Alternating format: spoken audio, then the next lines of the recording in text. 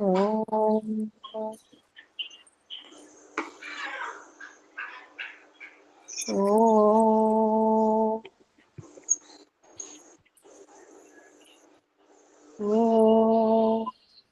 భూర్భువస్వః. ఓం భూర్భువస్వః తత్సవితుర్వరేణ్యం భర్గో దేవస్య ధీమహి ధియో యో నః ప్రచోదయాత్. ఓం అసతో మా సద్గమయ తమసో మా జ్యోతిర్గమయ మృత్యోర్మా అమృతం గమయ.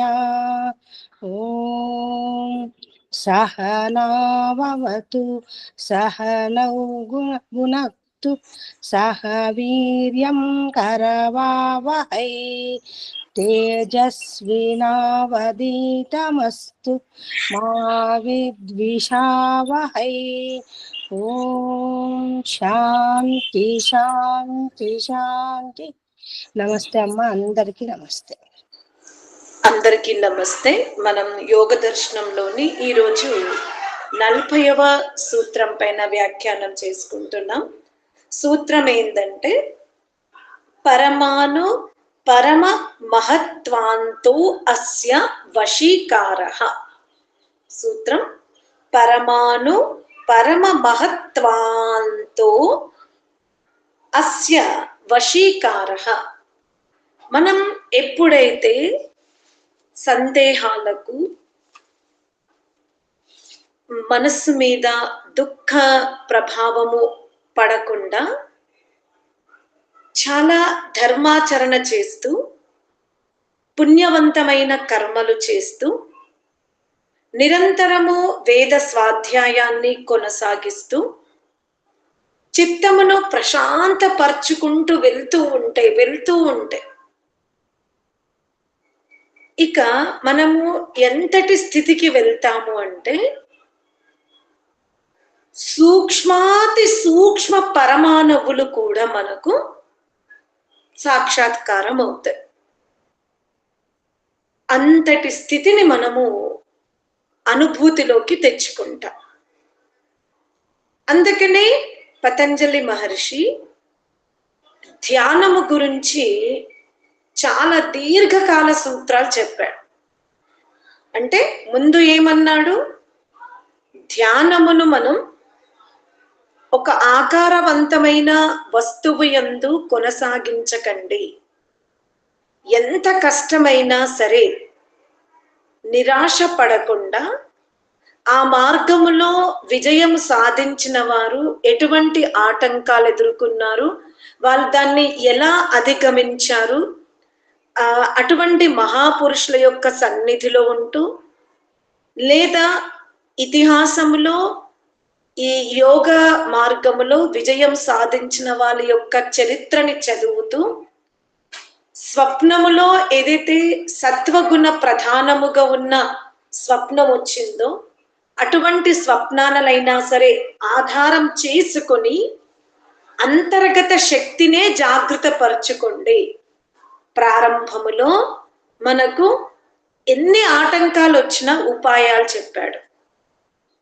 అలా మనము పతంజలి మహర్షి చెప్పినటువంటి ఉపాయాల మీద దీర్ఘకాల సమయం తీసుకున్నా సరే మనం ఓపికతో సహనముతో జాగ్రత్తగా ప్రతినిత్యం వేద స్వాధ్యాయము, గాయత్రి మంత్ర జపము, మనం ఏదైనా యోజన చేస్తుంటే కుటుంబ పరంగా కానీ సమాజ పరంగా కానీ స్వయమునకు కానీ ఏదైనా యోజన చేస్తే దాంట్లో ఎటువంటి అధర్మయుక్త ఆలోచన ఉండకూడదు.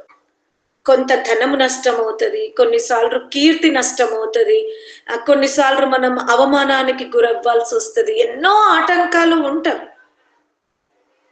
అయినా కూడా మనం వాటిని అధిగమించుకుంటూ నిదానముగా మన అభ్యాసాన్ని కొనసాగించుకుంటూ వెళ్తే మనం చాలా ఉత్కృష్ట స్థితికి చేరుకుంటాము. ఎందుకంటే ఈ మానవ జన్మ చాలా అరుదుగా లభిస్తుంది మనకు. దుఃఖ దౌర్మనస్య అంటాడు. అంటే ఈ మానవ జన్మ లభించడము వేరు, లభించిన తర్వాత చైతన్య తత్వముతో ఇమిడి ఉన్న జీవిత మార్గములో వెళ్ళడము కూడా ఒక వరమే.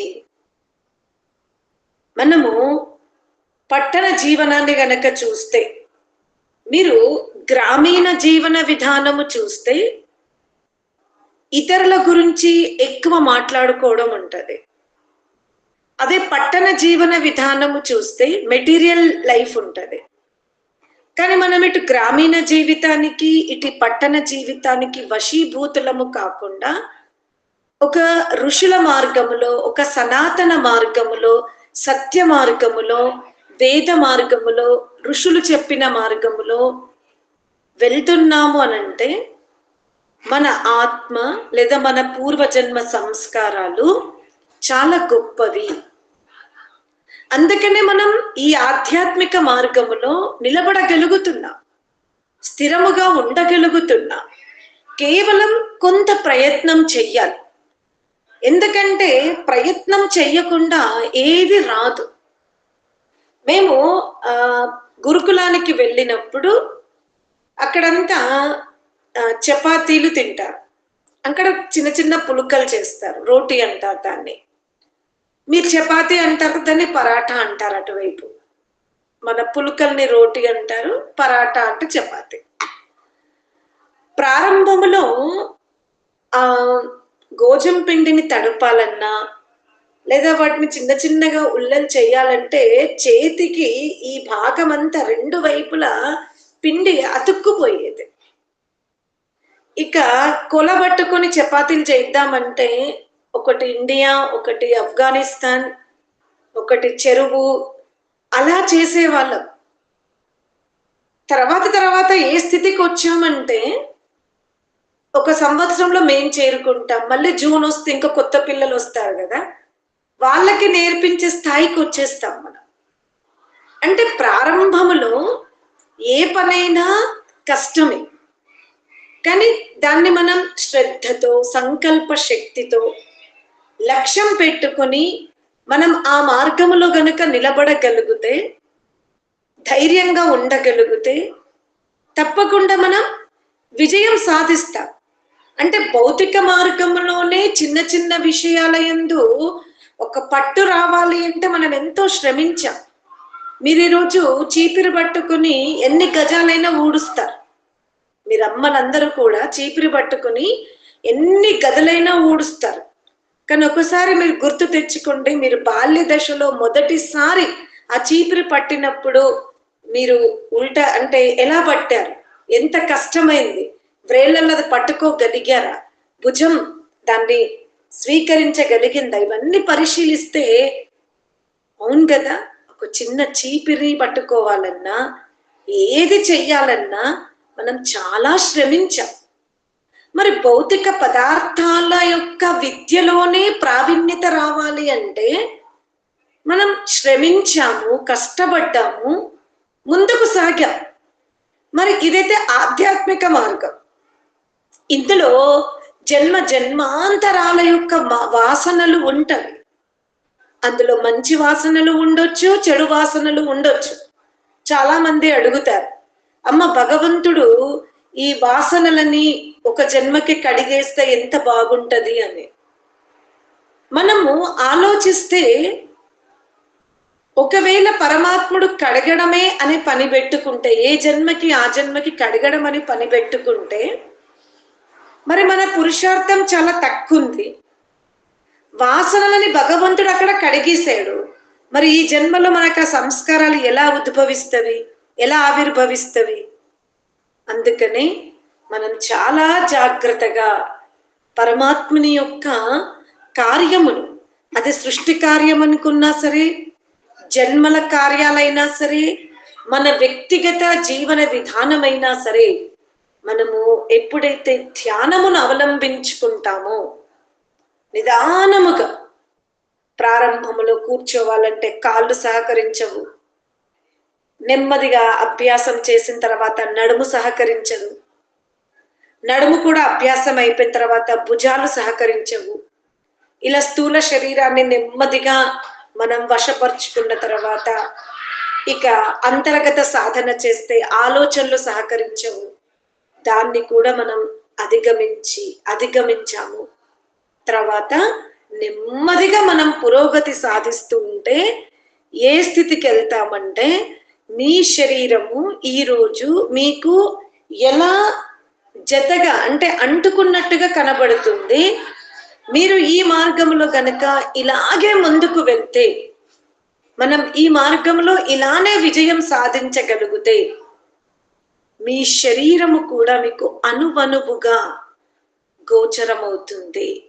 పరమాత్ముడు ఎన్ని అణువుల సంయోగముతో ఈ నాడుల సిస్టాన్ని, రక్త ప్రణాళికను, ఈ బుద్ధిని, చిత్తమును సర్వము మీకు ఒక దర్పణములో దేహం ఎలా అగుపడుతుందో, మనం ధ్యానమును గనక నిరంతరము కొనసాగించుకుంటే, నిరాశ పడకుండా ఈ మార్గంలో మనం ముందుకు వెళ్తే, శరీరంతో పాటు మన సూక్ష్మ శరీరం, దానితో పాటు కారణ దేహము, ఈ 3 దేహాలతో పాటు బ్రహ్మాండము సర్వం మనకు చక్కగా వశమవుతుంది, అంటే సాక్షాత్కారం అవుతుంది. ఇదియే మానవ జన్మ యొక్క సార్థకత. మనం ఇప్పుడు భాగ్యనగరములో రైల్వే స్టేషన్ లో కూర్చుని మనం ఢిల్లీకి వెళ్ళాలనుకుంటాం. ఇది మన లక్ష్యం, ఇదే మన లక్ష్యం. మనం టికెట్ కూడా ఢిల్లీ వరకే తీసుకున్నాం. ఆ ట్రైన్లో కూర్చున్నప్పుడు ఆగ్రా వస్తే, లేదా మధ్యప్రదేశ్ కొన్ని పట్టణాలు వస్తే, గ్వాలియర్ వస్తే, మీరు టీటీతోని గొడవ పెట్టుకోవడానికి అవకాశం ఉండదు. అయ్యా నేను ఢిల్లీకి టికెట్ తీసుకున్నాను, ఈ ట్రైన్ ఢిల్లీలోనే కదా ఆగాలి, మధ్యలో ఎందుకు ఆగుతుంది, నేను టికెట్ దానికోసం ఇచ్చాను అంటే, టీటీ నెమ్మదస్తుడైతే నవ్వుతూ మన అమాయకత్వాన్ని చూసి మనకి ఎక్స్ప్లెయిన్ చేస్తాడు. కొంచెం కోపిష్ఠుడైతే తిడతాడు కూడా, చదువుకోలేదా అని. అంటే మనకు మన భర్తను, మన అమ్మ నాన్నను, మన ఫ్రెండ్స్, టీటీఓ లేదా పక్కన భోగిలో కూర్చున్న వాళ్ళు మనకు తప్పకుండా తెలియజేస్తారు, అమ్మ ఈ ట్రైన్ ఢిల్లీ వరకు వెళ్తుంది, కానీ మనం ట్రైన్లో ఎక్కాం, మనం కట్టిన డబ్బులు ట్రైన్ అంటే ఇది మిడిల్, అంటే ఒక మాధ్యమిక కుటుంబీకుల కోసమే ఈ ట్రైన్ ఉంది. మీకు డైరెక్ట్ ఢిల్లీ కావాలంటే మీరు ఫ్లైట్ లో వెళ్ళండి. ఇలా ఎలా మనీ పెడుతూ ఉంటే అలా మన రవాణా సౌకర్యం మనకు సరళమవుతుంది. ఇప్పుడు మనం ట్రైన్ లో వెళ్తున్నాం, గ్వాలియర్ వచ్చింది కదా, గ్వాలియర్ లో దిగం కదా, గ్వాలియర్ రావద్దన్నా వస్తుంది, వచ్చినా వస్తుంది. అందుకని ఈ ఆధ్యాత్మిక మార్గంలో మనం మోక్షగాములం అవుతామా లేదా పక్కన పెట్టండి, కానీ సృష్టి రహస్యాన్ని, జీవన రహస్యాన్ని తెలుసుకోవాలి అంటే ఆధ్యాత్మిక జగత్తులో మనం మన యాత్రని కొనసాగించుకోవాలి. మరి ఈ ఆధ్యాత్మిక మార్గంలో ఉన్నప్పుడు మనం సత్యాచరణ చెయ్యాలి, ధర్మాచరణ చెయ్యాలి, కపట వ్యవహారం చెయ్యకూడదు. ఇవన్నీ నియమాలని మనం పాటించుకుంటూ వెళ్తూ ఉంటేనే మనం ఈ మార్గంలో విజయం సాధిస్తాం. లేదంటే జన్మలు, మరణము, మళ్ళీ జన్మలు, మళ్ళీ మరణము, అందులో అనేక వియోగాలు, ఆకలి దప్పికలు, వ్యాధులు, వార్ధక్యము, ఇది ఎటువంటి ఐశ్వర్యవంతులకైనా తప్పదు. మీరు గమనించుకోండి, విద్య, వివేకము, ఆలోచన శక్తి పెరిగితే సమస్యలు తగ్గుతున్నాయి. మీరు గమనించుకుంటే మీరు ఎలా విద్యావంతులు అవుతూ ఉంటే, మీరు ధ్యాన మార్గంలో కూడా మీ యాత్ర లోతుగా కొనసాగుతున్నా కొద్దీ, ఇప్పుడు మీకు ఏవైతే మహిళలు చర్చించుకుంటారో అది అనవసరం, అది ఆధ్యాత్మిక మార్గం కాదు, ఒక వస్త్రం గురించి కాదు, ఒక ఆభరణం గురించి కాదు, ఎవరి గురించి మనం మాట్లాడుకుంటాం, నిర్ణయం ఇస్తాం, అది ఇప్పుడు మీ నుంచి తొలగిపోయింది. మీరిప్పుడు మీ స్థితి, మన స్థితి ఇప్పుడు ఎలా ఉంటదంటే, మనకు ఆ విధమైనటువంటి వ్యవహారం చేసే మహిళలతో మనకు కూర్చోవాలని కూడా అనిపించదు, స్నేహము చేయాలనిపించదు. ఇది పనికిరాని, ఇక్కడ వ్యర్థ సమయం అనిపిస్తుంది. మరి ఒకప్పుడు ఎంత ఆసక్తి చూపించే వాళ్ళం. వాళ్ళు మనకు చెప్పకుండా దూరంగా వెళ్ళి ముచ్చట్లు పెడితే కూడా బాధపడేవాళ్ళం, మనకి కలుపుకోకపోతే బాధపడేవాళ్ళం. ఈరోజు వాళ్ళు కలుపుకోకపోవడమే మన అదృష్టంగా భావిస్తాం, సమయం వృధా భావిస్తాం. ఎంత తేలికైంది. కానీ ఆ అవగుణం మన నుంచి పోవాలి అంటే, ఈ రోజు ఉన్న తేలిక స్థితికి, ఈ రోజు మనం దాన్ని చాలా సరళంగా తీసుకుంటున్నాం. నాకు వాళ్ళు చెప్పకపోతే ఏంది, నేను అక్కడ కూర్చొని నాకు ఏం లాభం, నేను గాయత్రి మంత్రమో వేద స్వాధ్యాయమో లేదా ఏదైనా ఋషులది యూట్యూబ్ లోకి వెళ్ళి వింటేనన్నా నాకు 4 ముక్కలు అర్థమవుతాయి. ఈ ఆలోచన మనని దుఃఖము నుండి తీసుకెళ్ళి దూరం చేసింది, కొత్త పాపములు చెయ్యకుండా దూరంగా తీసుకెళ్ళింది. వాళ్ళు మనని ఆహ్వానించకపోతే ఒకప్పుడు బాధపడే వాళ్ళము, ఈరోజు అది మనం నవ్వుకుంటున్నాం. మరి ఈ స్థితి రావడానికి మనం కష్టపడలేదా అంటే చాలా శ్రమించాం. కానీ ఎప్పుడైతే విజయం సాధిస్తామో అది మనం అంత శ్రమించామా అనిపిస్తుంది. జీవితం అంతే. జీవితములో మనం ఎంత లోతుగా మన శక్తుల్ని మనం ఆవిర్భవించుకుంటూ పోతే అనేక సమస్యలు తొలగిపోతాయి, అనేక మలినాలు తొలగిపోతవి, ఎన్నో ఎదుర్కోవాల్సి వస్తుంది. అందుకని ఆధ్యాత్మిక మార్గములో మనం నిరాశ పడకుండా ముందుకు సాగాలి అంటే ఫస్ట్ వేద స్వాధ్యాయం మొదలుపెట్టొద్దు, గాయత్రి మంత్ర జపం మొదలుపెట్టకూడదు. ఈ మార్గంలో ఉన్న వాళ్ళతో మనం తప్పకుండా సంపర్కంలో ఉండాలి, ఆత్మ కళ్యాణం కోరుకోవాలి, ప్రతినిత్యం ధ్యానం చేయాలి, శరీరాన్ని ఆరోగ్యంగా కాపాడుకోవాలి. అప్పుడే ఏమంటున్నాడు, మనకు కేవలము పెద్ద పెద్ద అంటే రూపవంతమైన ఆకారవంతమైన విషయాలే కాదు, చాలా సూక్ష్మ విషయాలు కూడా మనకు అనుభూతిలోకి వస్తవి. ఈ ధ్యాన జగత్తులో మనం జీవించగలిగితే, ప్రయత్నం చెయ్యగలిగితే అంటూ పతంజలి మహర్షి మనకు ధ్యానం చెయ్యడానికి చిత్తమును ముందు నిర్మలంగా పెట్టుకోండి, అష్టాంగ యోగ మార్గమును నిరంతరము స్వీకరించండి, కొత్త కపట వ్యవహారం చెయ్యకండి, ఎవరిని ద్వేషించకండి, ఎవరి పట్ల రాగమొద్దు. అందరూ మన వాళ్ళే, మనమంతా ఈశ్వరుని యొక్క సంతానం, తోబుట్టువులమే. చిల్ల పురుగులైతేంది, బల్లైతేంది, పామైతేంది, అందరము పరమాత్ముని యొక్క సంతానమే. అలానే జిల్ల పురుగు అక్క గదాని భోజనంలో పడితే తింటే అనారోగ్యం, అంతేకాని వాటిని చూసి మనం ఒక ప్రేరణ తీసుకోవాలి. నేను కుకర్మలు చేస్తే, నేను దుష్ట ఆచరణ చేస్తే, వేరే వాళ్ళ కడుపుని నేను కొడితే నాకు ఇటువంటి యోనులు వస్తవి, అప్పుడు ఇంకో మానవుడు నన్ను చూసి ఇలాగే అసహ్యించుకుంటాడు. కాబట్టి ఘృణపూరిత యోనిలోకి నేను ప్రవేశించకూడదు అనుకుంటే ముందు నేను నా క్యారెక్టర్ని డెవలప్ చేసుకోవాలి. క్రూర మృగ జంతువులుగా నేను పుట్టకూడదు అనుకుంటే నాలో ఉన్న క్రోధం, కఠోరత్వము, అసూయ, ఈ అవగుణాలన్నింటినీ కూడా నేను కడుక్కోవాలి. ఎందుకంటే పరమాత్ముడి యొక్క న్యాయాధీశత్వములో కర్మానుసారంగా ఈ యోనులున్నవి.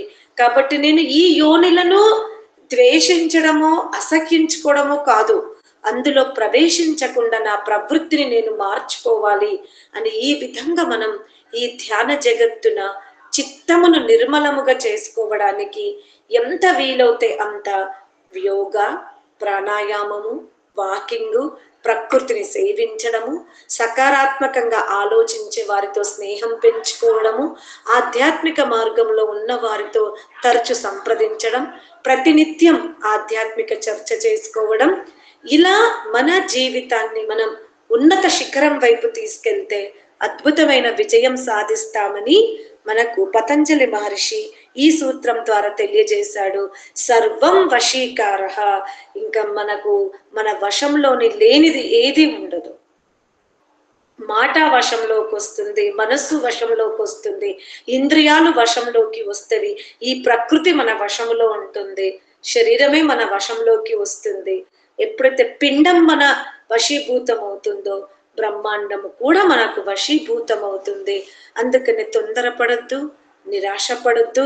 అయ్యో నేను ఆధ్యాత్మిక మార్గంలో ఉన్నాను, ఇంత నిజాయితీగా ఉన్నాను, నాకెందుకు ఇన్ని కష్టాలు వస్తున్నాయి, వద్దు. ఎంతో మంది మీరు పౌరాణిక గురువులైనా సరే, లేదా వేద మార్గంలో ఉన్న ఆధ్యాత్మిక జగత్తునైనా సరే, వాళ్ళు అంతటి విజయం సాధించాలంటే ద్వంద్వాన్ని ఎదుర్కొన్నారు. పౌరోహిత్యము అంటే పురోహితులను తీసుకోకండి ఇక్కడ ఆదర్శంగా. వాళ్ళ ధనం ఎలా సాఫ్ట్వేర్ వాళ్ళు, టీచర్లు, డాక్టర్లు, పురోహితులు వీళ్ళందరూ కూడా ప్రకృతిని లక్ష్యంగా పెట్టుకుంటారు.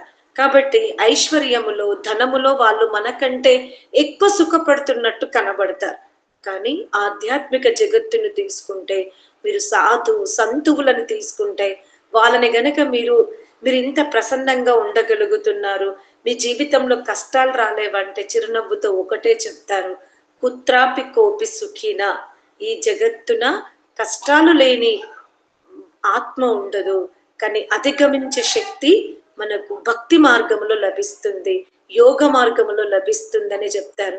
కాబట్టి భక్తి మార్గాన్ని వదిలిపెట్టకండి, జప మార్గాన్ని వదిలిపెట్టకండి, స్వాధ్యాయ మార్గాన్ని కూడా వదిలిపెట్టకుండా ఈ ఆధ్యాత్మిక జగత్తున మనమందరం అద్భుతమైన విజయం సాధించాలని కోరుతూ ఈ సూత్రాన్ని మనం ఇక్కడే ఆపేసుకుందాం. ఓం శాంతి శాంతి శాంతి.